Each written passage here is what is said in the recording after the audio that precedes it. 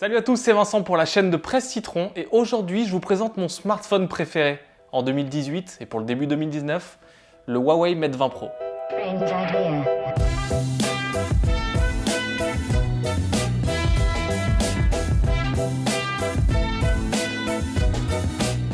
Je vais vous faire un test un peu différent de ce que je fais d'habitude. Là, c'est vraiment un comparatif avec les autres modèles que j'ai testés cette année. J'en ai testé un paquet.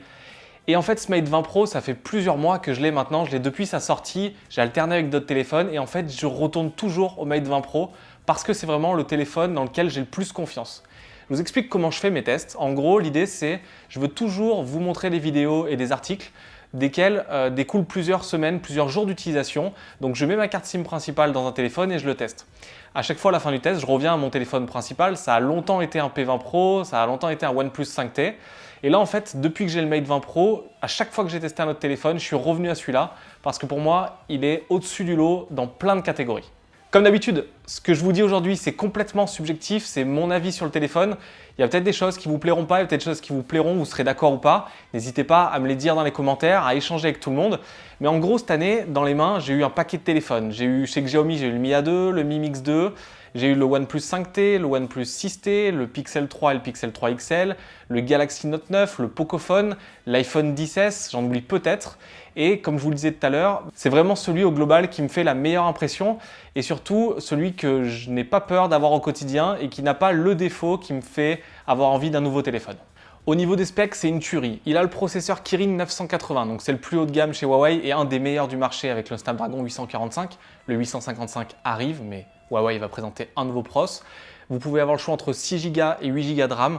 J'ai le modèle 6 Go, j'ai jamais eu aucun ralentissement, que ce soit dans les jeux, dans la navigation. Je fais du multi-écran, donc c'est vraiment un téléphone ultra performant. Il a un écran de 6,39 pouces, donc c'est un téléphone qui est gigantesque. Il est incurvé, tout en verre, il glisse pas mal, faites attention. Je vous conseille de faire très gaffe à ne pas le faire glisser. Même sur un canapé un peu arrondi, il va vite glisser, donc mettez une coque. Niveau autonomie, c'est de la boulette, j'en parlerai en fin de vidéo. Il a une batterie de 4200 mAh.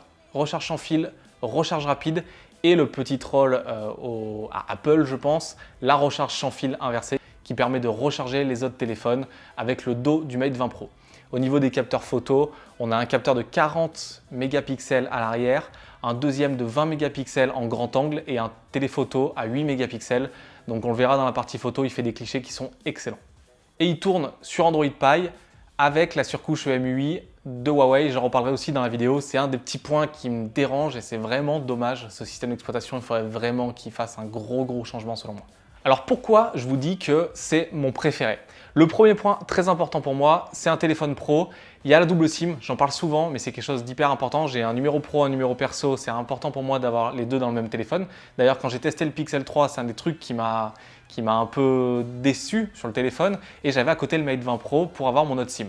Le très gros point fort, en dehors de la qualité de l'écran, il y a certaines personnes qui ont des soucis avec l'écran, c'est pas mon cas, mais bon, regardez bien sur les forums, si jamais votre écran est un peu vert, vous pouvez demander un remplacement. À part ça, l'autonomie, c'est un truc de malade. Les journées, je les finis entre 30 et 50%, même avec une utilisation ultra intensive. Il est même arrivé un soir que j'arrive à 21h30 et que j'ai 73% de batterie. C'est une journée où j'avais moins touché mon téléphone, il me semble que c'était pour Noël. Du coup, c'est dingue, j'ai jamais peur de ne pas avoir assez de batterie. Les capteurs photo, donc là ils en ont mis 3, on en a de plus en plus. Ce que je vois moi, c'est que, bon bien sûr il faut enlever cette espèce de filtre sur le visage qui adoucit tout parce que ça gâche les choses, mais que ce soit en mode portrait, en photo frontale, en photo arrière, même en vidéo, il fait des excellents clichés, des excellentes vidéos. Le mode nocturne marche bien. On est encore en dessous de ce que fait Google avec le Pixel 3 alors qu'il n'a qu'un seul capteur. Mais c'est pour moi l'un des meilleurs photophones que j'ai testé du marché. Donc j'hésite pas à l'emmener avec moi sur des événements, sur des fêtes de famille et limite à ne pas emmener mon appareil photo parce que j'ai confiance dans les photos qu'il va prendre comme c'était le cas avec le Pixel 3. Pour moi, il a juste deux défauts. Le premier, il me semble que j'en ai déjà parlé, c'est la surcouche de Huawei que je n'aime pas du tout. J'aime pas le rendu que ça a, j'aime pas les icônes, j'aime pas la navigation. Ça, c'est embêtant, mais en même temps, comme avec la plupart de mes téléphones, et c'était le cas avec le P20 Pro, et dès que j'ai reçu le Mate 20 Pro, j'ai mis Nova Launcher, je l'ai customisé comme je le voulais, et j'arrive sur une expérience qui est proche de celle de stock Android que j'adore. Et du coup, ce problème-là, il est facilement enlevable. Le second, j'ai regardé un peu sur les forums, personne n'en parle, donc je ne sais pas si c'est dû à mon modèle qui est un modèle de pré-production, mais l'écran, je le trouve assez fragile et il prend pas mal de rayures. J'ai fait des grosses rayures dessus, alors que ce n'est pas le cas avec les autres téléphones que je teste tout le temps ou que j'ai eu au quotidien, même avec le P20 Pro que j'ai eu pendant peut-être 4 mois tous les jours et qui a quasiment 0 rayures visible à l'écran, juste des micro-rayures. Et là, j'en ai fait 2-3 dès les premiers jours. Donc si vous voulez acheter un Mate 20 Pro, je vous conseille vraiment de prendre une glace de protection à l'avant pour pas gâcher cet écran qui est très beau, mais dès qu'on a une rayure, ça fout un peu la mort, surtout quand un appareil coûte 1000 €. Voilà, c'est pour ça que pour moi, c'est le meilleur téléphone qui est actuellement sur le marché. Il coûte certes un peu cher, aux alentours de 1000 €. Le prix commence à baisser, on peut le trouver aux alentours de 800 € sans forfait, mais je pense que ça peut baisser dans les jours qui viennent, dans les mois qui viennent. Qu'est-ce qu'il pourrait avoir pour être meilleur? Utiliser une expérience plus proche de celle d'Android Stock, c'est vraiment un avis subjectif. Fixer ce problème d'écran pour ne pas avoir peur de le rayer, parce qu'il y a plein de gens qui aiment utiliser les téléphones sans protection à l'avant ou à l'arrière. Donc ça, c'est quelque chose qui est assez important pour moi. Mais à part ça, à part améliorer encore le software au niveau de l'appareil photo pour se rapprocher d'un pixel, je vois pas trop ce qu'on peut faire de mieux, à part réduire ou supprimer l'encoche. Mais comme il y a le capteur de reconnaissance faciale à l'intérieur en 3D, comme Face ID sur l'iPhone, c'est compliqué. J'espère que Huawei trouvera une solution, mais là, ils nous ont vraiment sorti un téléphone qui déboîte. Du coup, moi, déjà bonne année, on est début 2019, bonne année à tous. Je suis vraiment impatient de voir ce qui va se passer cette année. Je suis impatient de voir ce qui va être présenté au CES. Je suis impatient de voir le S10 de Samsung et de voir les réponses de tous les concurrents, de tester le Mi Mix 3 aussi qui a l'air pas mal.